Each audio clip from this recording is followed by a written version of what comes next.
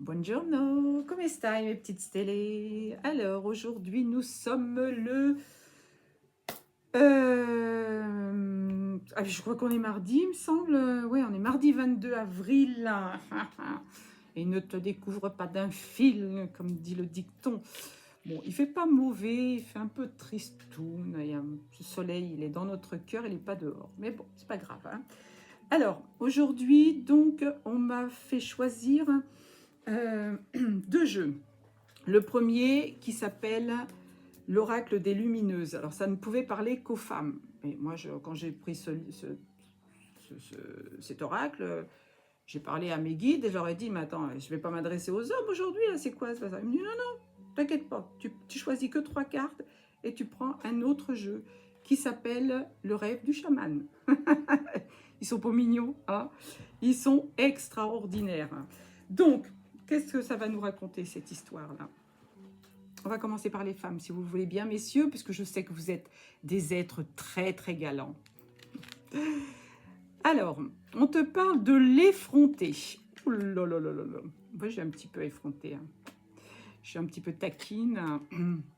L'effronté, c'est quoi? Alors, c'est la carte 32, la carte du changement. Donc, on te dit d'oser. Voilà, c'est ça qui me vient. On te dit, ose être toi-même. Ose faire des choses à laquelle tu n'aurais jamais pensé. T'as envie de... Ça fait des années que tu as envie de t'apprendre à danser le rock, par exemple. Ben, rentre dans une école et va suivre des cours de rock. Et tu vas voir que tu vas enfin être venu... Non, c'est pas ça que je voulais dire. Tu vas être enfin à ta place. Tu as envie de dessiner, tu as envie de chanter, tu as envie de faire des tas de choses, mais tu n'oses pas. Là, on te dit, sors de ta zone de confort, s'il te plaît.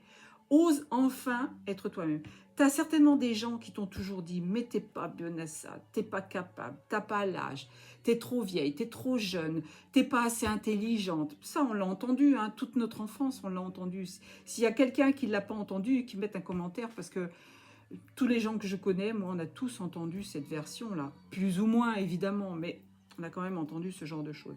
Donc, on est resté dans des croyances limitantes euh, qui ne font pas avancer. Donc là, tu as besoin aussi de sortir de cette zone de confort pour pouvoir enfin entamer le travail que tu as à faire sur tes blessures d'enfance, tes blessures dans cette incarnation, mais aussi dans les autres. Donc là, sors de ta zone de confort, bouge-toi les fesses, va rejoindre des groupes où tu vas pouvoir enfin discuter, enfin parler le même langage. Ne reste pas enfermé chez toi. Alors, la cavalière, la 33, la carte 6, la carte de l'amour. Oh, et puis là, j'ai un 3 sur l'écran et j'ai un 0303. C'est pas beau, ça? Donc, la cavalière, c'est quoi? C'est qui? Où elle va? Qu'est-ce qu'elle fait? Ben, la cavalière, elle, par contre, à l'opposé de la première carte, elle part dans tous les sens. Elle est tout le temps en action. Le cavalier, il a son cheval qui va au galop. Hein, donc, ça veut vraiment dire ce que ça veut dire. Là, on te dit, s'il te plaît, pose-toi un petit peu. Ramène-toi à ton centre, fais de la méditation, fais du yoga, fais de la gymnastique pour te sentir en pleine forme, mais arrête de te donner à tout le monde. Alors, quand je dis donner, attention, hein, c'est pas péjoratif. Hein, ne croyez pas que... vous avez très bien compris à quoi je fais allusion. Se donner, c'est être toujours dans l'action et ne jamais se poser. Donc, tu pars dans tous les sens. Hey, tu vas chercher les gosses à l'école, tu fais le ménage, tu vas travailler 12 heures dans la journée, et puis tu rentres chez toi, et puis le samedi, tu refais du ménage et tu refais de la bouffe toute la semaine. Oh, mais prends le temps pour toi, s'il te plaît, prends le temps pour toi. Je vais vous raconter une petite anecdote vite fait. Quand j'étais plus jeune, je me suis mariée, enfin, non, j'ai été avec le père de mes enfants, on va le dire comme ça. J'avais que 19 ans hein, quand j'ai eu mon premier enfant. Oui, c'est tôt. Bah, écoutez, moi, je suis contente. Hein, j'ai deux petits-enfants. Moi, j'en avais peut-être 3 que je l'ignore, c'est possible. J'ai 2 petits-enfants qui ont un âge certain. Donc, voilà, qui commencent à être grands et à entrer un petit peu dans l'adolescence. Moi, j'ai eu donc 3 enfants avec ce monsieur. Et quand je ne travaillais pas à l'époque, et souvent je flânais toute la journée, je faisais rien. j'avais tendance à procrastiner ou à sortir avec les copines de l'école, puisqu'on était plusieurs mamans, on se regroupait souvent. Et ben quand je rentrais le soir, je me mettais à faire le ménage à fond, je me mettais à faire la vaisselle, je me mettais à faire à manger pour tout le monde. Parce que dans mes croyances limitantes, on m'avait dit, un mari, quand il rentre à la maison, il a besoin de se mettre les pieds sous la table, donc je l'ai fait, moi, ça, pendant un certain temps. Un jour, je lui ai dit, non, mais stop, hein, stop, ça va pas. Je ne peux pas faire ça toute ma vie, c'est pas possible. Donc, j'ai commencé à faire un petit travail sur moi, certainement à l'époque, et j'ai refusé après de me mettre dans des schémas qui ne me convenaient pas finalement. Parce que j'avais envie d'être un électron libre. Je l'ai toujours été, mais cette période-là où j'étais un petit peu emprisonnée, là, hein, j'avais les menottes au poignet, alors que le père de mes enfants, il en avait rien à cirer, quoi. Il m'a jamais fait aucun reproche. Mais bon, voilà, j'ai la voix qui part dans les aigus. Excuse-moi, Carlito. Donc, voilà, ramenez-vous à votre centre, posez-vous, faites un peu, prenez soin de vous, là, on vous dit. Alors, l'alchimiste, hein, la 21, la 2, la 3, là, on est dans le monde céleste. Hein. L'alchimiste, c'est quoi? C'est une personne qui peut être un petit peu, comment on dit, perché.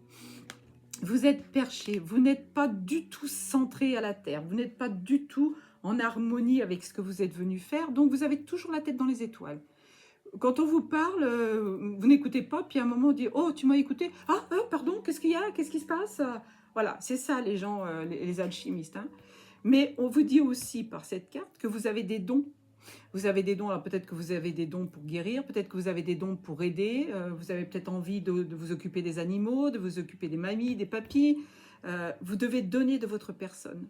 Mais tout en étant un petit peu les pieds sur terre. Parce que bon, voilà, c'est bien d'être dans les étoiles. Hein, mais quand vous êtes justement en alignement parfait avec le monde céleste et avec la terre, hein, vous allez voir que vous allez vous ramener là, dans l'instant présent, dans l'instant T. Et c'est là qu'on vous attend. D'accord? 707. On va faire comme hier. Hein. On va peut-être battre le record. Alors, pour le deuxième tirage, donc enfin le deuxième oracle, qui va parler aussi bien aux hommes qu'aux femmes, même si la première va être un petit peu à côté de ce que je dis, on te parle de la fillette aux racines, le reniement de soi. Qu'est-ce que c'est? Alors si c'est 4-10, là c'est la une, on repart sur quelque chose de nouveau. Hein. On vous dit de faire le travail pour justement faire un départ sur un nouveau cycle. Le reniement de soi, c'est quoi? Vous voyez, c'est un enfant, c'est une petite fille ou un petit garçon, hein, on n'a pas le sexe, hein, qui est enraciné, avec des racines aussi qui partent dans le monde céleste, mais qui s'est replié sur lui-même. Pourquoi vous êtes replié sur vous-même? Peut-être que vous avez traversé, quand vous étiez petit, une période avec des choses qu'on ne va pas citer ici, hein, parce que bon, ça va, voilà, 8, que je ne vais pas nommer. Vous comprendrez, si vous avez traversé ces situations, vous devez savoir de quoi je parle. On vous dit, justement, que vous êtes resté avec ces blessures. Vous avez avancé, vous avez grandi, vous avez fait des tas de choses, vous avez même eu, vous, des enfants, mais vous avez quand même les blessures de votre enfance qui sont toujours là. Et quand on a subi certaines choses, il faut absolument le nettoyer, ça. Donc, il faut le nettoyer par un travail sur soi, par une certaine résilience. Il y a des thérapeutes qui peuvent vous aider. Hein. Moi, je le fais, ça. Donc, j'ai déjà eu beaucoup de patients dans ce domaine. Vous pouvez avoir, pour les femmes, subi des avortements, des grossesses avortées ou avortements spontanés.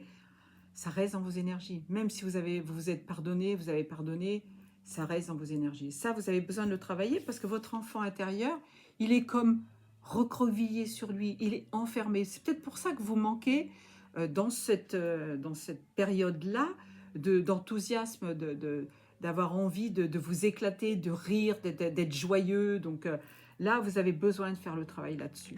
Hein. Essayez de vous remémorer ce qui a pu vous faire du mal quand vous étiez petit. Je l'ai fait le travail. Donc aujourd'hui, je suis libérée de tout ça. Alors, la 31, 3 et 1, 4, là, c'est la stabilité. Dans la main, se sentir en sécurité, c'est quoi ça? Qu'est-ce que vous tenez dans votre main là? Ça, c'est l'univers. On vous dit, si vous êtes ancré, si vous êtes connecté à l'univers, et je sais que je tourne en boucle là-dessus, mais ça me tient à cœur, hein, vous le savez. Et puis c'est la base. Si vous êtes connecté à cet univers qui est grandiose, vous allez pouvoir tout mettre en place. Vous allez pouvoir vivre quelque chose d'extraordinaire. Tout ce que vous allez demander à l'univers, ça va arriver. Et là, je vous le dis, il est 10 minutes, 10 secondes. C'est pas beau ça? Donc, tu as l'univers entre tes mains, fais tes demandes et tu seras récompensé. Alors, on fait comment les demandes? Je vous ai déjà expliqué, vous avez des tableaux que vous pouvez faire, vous avez les demandes se font avec le cœur, surtout. Ne dites pas à l'univers, j'ai besoin de 200 balles pour finir la fin de mois, parce que vous ne l'aurez pas. Il faut être harmonieux dans ce que vous demandez, il faut être positif, et puis il faut y croire. Il ne faut pas dire, ah bah tiens, elle a dit ça, je vais le faire. Non, non, il faut que ça vienne de vous, il faut que ça vienne du cœur. Il faut que ce soit en harmonie avec ce que vous êtes venu incarner, votre âme. Donc si vous vous connectez à votre âme, au monde céleste et au monde terrestre, donc à la conscience de Gaïa, à la conscience de la Terre, pardon, qui s'appelle Gaïa, et à la source inconditionnelle, celle qui vous aime sans vous demander quoi que ce soit en retour, mais qui est prêt à tout vous donner. C'est magique. C'est magique. Alors, la maison du cœur. Là, il est 11-11, hein, j'y peux rien. 7 et 2, 9. La fin d'un cycle. 9, ça finit quelque chose. L'amour dans sa forme la plus pure. Vous voyez, je viens de vous parler de la source. Il y a la carte de la source qui continue et qui est là. C'est quoi l'amour dans sa forme la plus pure? C'est que vous avez besoin de vous ramener à votre élément principal, c'est-à-dire l'incarnation de la source. Il faut savoir que tout être vivant sur Terre a une partie de la source à l'intérieur de son corps terrestre, là, cette machine-là qui vous permet d'avancer, de vous déplacer et de déplacer en même temps votre âme, parce que c'est pas vous que vous déplacez, c'est votre âme. Votre âme, elle vous dit, je veux aller là, vous avez intérêt de la suivre, hein, parce que sinon, elle vous met des embûches. Alors, l'univers peut aussi vous mettre des petites embûches. Hein. Je vous ai raconté mon histoire hier avec le métro. Hein. Si vous ne faites pas de connexion à l'amour inconditionnel, si vous envoyez des choses tout en espérant recevoir en retour, là-haut, ils ne vont pas s'occuper de vous. Par contre, si vous êtes dans le cœur, si vous vous alignez à ce que vous êtes réellement, si vous devenez cet alchimiste-là, ancré, connecté à l'amour du divin, vous allez voir que ça va être magique. Donc, commencez à faire le travail sur vous, mes chéris. Hein. Alors, 22 avril. Aujourd'hui, lorsque je me surprends à émettre une certitude, je la mets en doute. Je cherche des informations différentes. Je prends le temps de réfléchir. J'écoute ce qui se passe en moi quand j'ose remettre en cause une de mes certitudes. Vous voyez, hein, faut pas rester sur des croyances limitantes, Je cherche un nouvel itinéraire pour rejoindre mon lieu de travail. Oh, donc, quand je travaillais et que je prenais ma voiture tous les jours, je changeais tous les jours de chemin. Je ne supportais pas de faire le même chemin, que ce soit pour aller en livraison ou autre. Vous voyez, je vous le dis là. Et on a encore du 13-13 là. Je remets en cause un de mes jugements sur une personne de mon entourage. Et oui, s'il y a quelqu'un que vous avez jugé au premier regard, il y a mariage au premier regard, je crois, il y a une émission qui passe à la télé là. Ben vous, c'est jugement au premier regard. Souvent, on se trompe sur les gens. Et là, je vous dis ça, il est 13-31, vous voyez, hein, on est vraiment accompagné par le monde céleste. Hein. Si vous jugez quelqu'un sur son aspect physique, sur ce qu'il représente au premier coup d'œil, vous serez surpris d'aller creuser quelquefois. Il suffit d'aller voir cette personne, de lui parler, de lui dire un petit mot gentil. Vous allez voir le sourire qui va s'afficher sur son visage. Et puis vous allez comprendre que derrière cette personne, derrière ce visage fermé quelquefois, il y a quelqu'un qui souffre. Donc remettez en cause justement le jugement que vous pourriez avoir sur une personne. Si j'ai l'habitude de ranger la moutarde au réfrigérateur plutôt que dans un placard, je réfléchis à mes raisons et inversement si je la range dans les placards. Bon, c'est un petit peu frontoche ça, mais ça peut être utile aussi sur d'autres situations. Là, ils ont pris la moutarde pour élément, mais bon, ça peut être autre chose. Hein. Je n'ai point prétendu vous apprendre quelque chose, mais seulement vous inviter à penser, à douter et à chercher. Et ça vient d'un maître tibétain, ça. D'accord? Je vous montre, je ne sais pas si c'est clair. Peut-être en faisant une capture d'écran, vous pouvez lire. Et donc, 14 minutes 41, on est pas mal. Le message du fou. C'est quoi le fou dans le tarot de Marseille? C'est la carte qui vous dit prends ton baluchon et puis passe à autre chose. N'oubliez pas ça. Mon ami, il est temps de te jeter à l'eau pour tenter ta chance. Oh, bah il est temps de sortir de votre zone de confort, vous a-t-on dit là. Hein? Tu as suffisamment pesé le pour et le contre. Alors oui, ce projet a l'air dingue et risqué. Ce n'est pas pour rien que la carte du fou s'appelle ainsi. Hein? Quelque chose qui est aux yeux des autres, qui pourrait passer pour quelque chose de dingue, quoi. Mais ce n'est qu'une impression, car si l'idée semble irréaliste, d'un point de vue extérieur, il est au contraire très réfléchi. Ne te lance donc pas totalement à l'aveugle. Tu ne te lances donc pas totalement à l'aveugle. Rien ne te retient. Tout est à construire. Le conseil du fou est de te jeter à l'eau, même si tu n'as pas beaucoup d'expérience ou de finances. Encore une fois, une demande à l'univers. Tu perfectionneras les détails au fur et à mesure de ton parcours. Suis ton instinct et fonce. C'est beau ça. Soyons directs, donc la version du livre. Oui, lance-toi. Pour confirmer ce message, le numéro 0. Pardon, j'ai horreur de ce chiffre. Le numéro 0.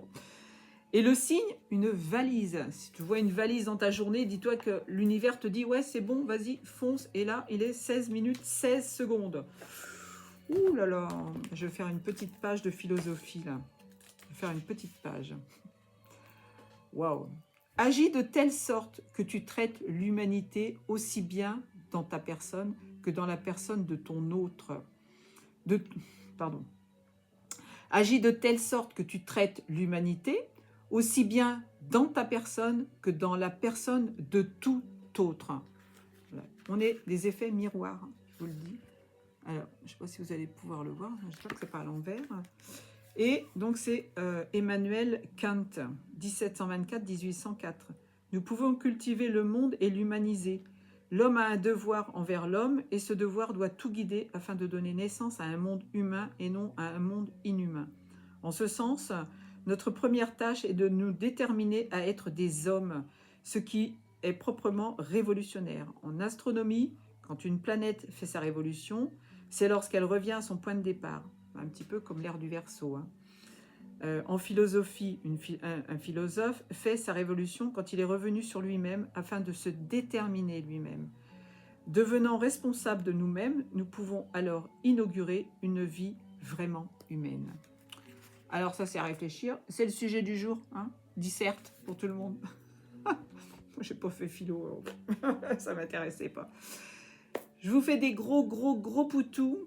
Je vous aime profondément. Maintenant, je vais faire basculer cette petite vidéo sur tous mes réseaux. Ciao, ciao.